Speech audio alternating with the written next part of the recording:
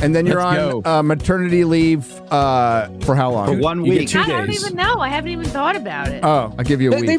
They fucking sleep the first couple weeks anyway. You're fine. Yeah, and then they actually wake up and they're annoying as fuck. For 18 years.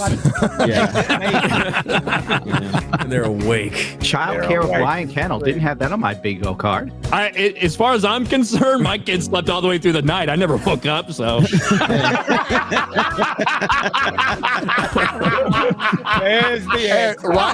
Ryan Kennel childcare. It'll be Kennel's Kennel. Throw him in a fucking cage. Yeah. The Thunderdome. Let them figure it out. 3 babies enter, 1 baby leave. Builds character. Oh, that's fucking awesome. Nerdrotic.com. Bob Igers' Invincible Era is over after a major Wall Street firm sides with the activist Nelson Peltz ahead of an April 3rd shareholders meeting. Investors are questioning how the CEO plans to plot out growth and his own succession. I don't fucking know. Everybody wants to give the guy who destroyed Star Wars and Marvel back his fucking job for a couple more years and let him like continue his plan. At this point, it's like you get what you deserve. If Bob Iger were a Marvel superhero, he'd be a black woman and a lesbian. Oh, sorry. His power would be persuasion. Yeah. I thought that was Harvey Weinstein's power. Yeah, maybe. Oh, good. The Disney CEO has long leaned on his ability to convince others of his plans, which is, buying shit. From film and TV writers, directors, and stars to Disney shareholders to the company's own board members, Iger's track record has been impeccable. Bullshit. No, it hasn't. No, it hasn't. What are you talking about? Mind you, this is Hollywood Reporter, bought and paid for. Yeah, bought and paid for, and also owned by Penske Media, which also owns Variety, Deadline, Rolling Stone, IndieWire, and so on. Considered possibly the most important deal he ever led, Disney's $4 billion acquisition of Marvel Entertainment in 2009, which killed the comics. While Marvel's success since then is not in dispute, well, it is lately, quite frankly. I wouldn't say it's in dispute over the last 4 years, going on 5. At the time, the idea of Disney chasing young men. Should I just leave it there? Freudian slip.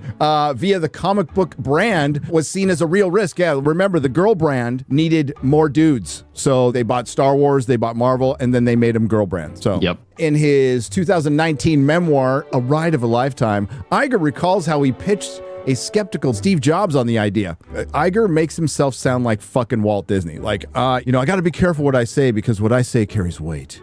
It's very important, the things I say. In the interview with him, he admitted that he goes into Walt Disney's office and sits there. Yeah. And sits in his seat. And he just imagines himself like, I am Walt.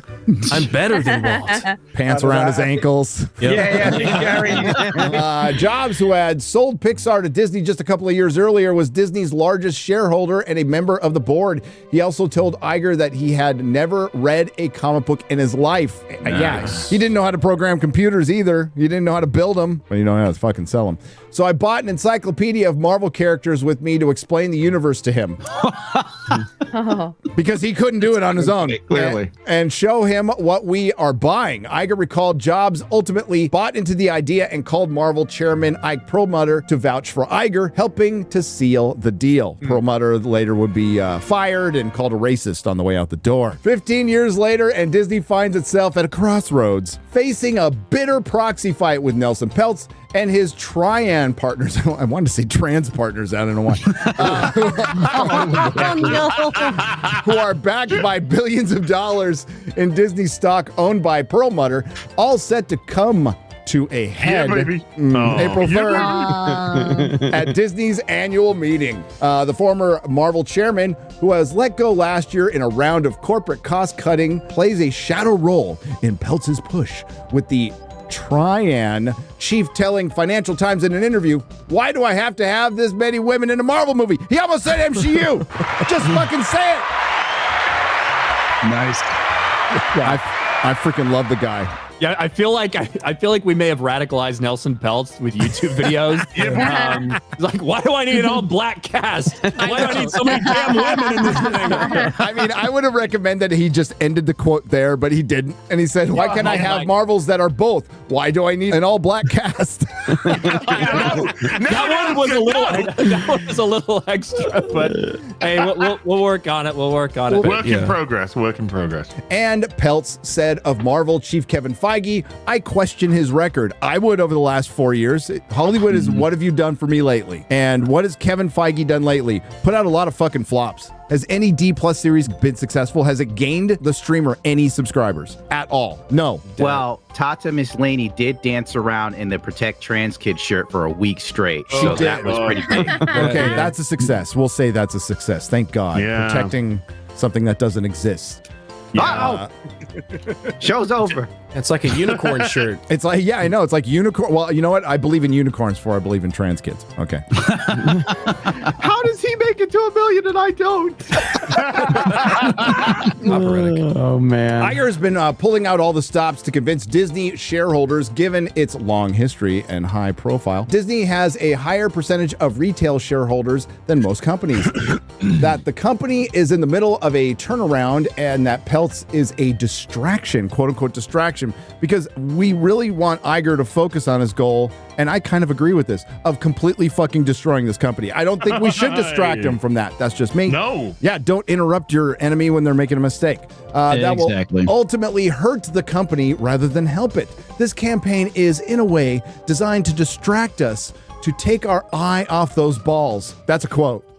Jesus. After pursuing young men, they want to keep their eyes on the balls. That's amazing, dude. Honestly, like, is this written by a troll or are they just like, you don't know? Good Lord. Trying to get through this article makes me want to fucking kill myself. How much longer? I agree with Ryan Kennel. Everything wants to make you kill yourself. In all fairness. It's true, but I'm edging closer. Iger created this mess and he doesn't want to fix it. He thinks he has a good plan already. He's let him go down with the ship. Just let him go down with the ship. The gaslighting Iger did was unbelievable. It's like, we're not going to be political, but there are things that are just right. We're going to support those things that are right, which are wholly political, very far left ideological positions, and him just trying to say, it's just the right thing to do, and we're going to stand up for right. Like, piss off.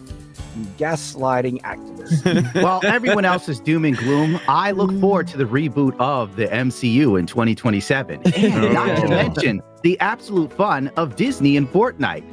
Zip man pow. Iger right now. Gundam, what do you think of the brilliance of Bob Iger really getting ahead of everyone else and realizing that, you know what young kids are really into now? Gaming. We should get into that space in 2024. I was really moved by this. Bob Iger is a visionary. I'm glad that he has discovered gaming. This new thing, I don't know if you guys have heard about it, but it's fantastic. But I wasn't aware of it until Matt Walsh and his cronies got it. When Ben Shapiro walked in here with his yarmulke and said, Gundam, have you tried gaming? I was like, friend, you know what? I think it's about time I do it.